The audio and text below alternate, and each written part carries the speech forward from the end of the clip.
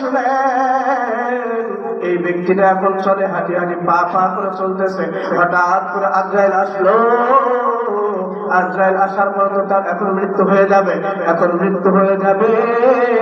ওই ব্যক্তিটা জমিনে পড়লো, মৃত্যু বরণ করার আগে জমিনে পড়ে যাওয়ার পর তার বুক দিয়ে তিনি আস্তে আস্তে আস্তে আস্তে একটু জায়গা আগাইছিল। এখন তিনি মৃত্যুবরণ করলেন। এখন মৃত্যুবরণ করার পর ফেরেশতারা আসলো দুই দল, একদল হলো জান্নাতের ফেরেশতা, একদল হলো জাহান্নামের ফেরেশতা। দুই দল ফেরেশতা বলতেছে আমরা তাকে নিয়ে যাব জাহান্নামে, আর একদল বলতেছে না না আমরা তাকে নিয়ে যাব জান্নাতে। কয় না, এইভাবে যখন শুরু হয়ে গেল,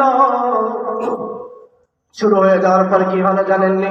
আল্লাহ তাআলা তৃতীয় একজন ফেরেশতা পাঠায়া দিলেন, বললেন ফেরেশতা রে যাও, যে ফয়সালা করে দাও। ফয়সালাটা কি? ওই ব্যক্তিটা মারা গেছে, যে জায়গায় থেকে রওনা দিয়েছিল ওই জায়গাটা মাপ দাও, আর যে জায়গায় যাবে, যে গন্তব্যে যাবে ওই জায়গাটা মাপ দাও। মাপ দেওয়ার পরে দেখো কোন জায়গাটা দূরত্ব বেশি, ওই জায়গাটাকে তুমি ধরো। ওই যে জায়গাটা বেশি হবে ওই জায়গাটা বাদ দিবা, আর যে জায়গাটার দূরত্ব কম হবে ওইটাকে ধরে নেবা। এখন এখন দেখলো এই ব্যক্তিটা বুক দিয়ে যতটুকু জায়গা গাইছিল,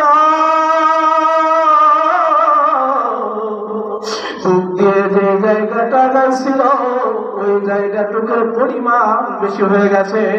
আর এই জন্য তাকে আল্লাহ তাআলা রহমতে ফেরেশতারা তুলে দিয়েছে।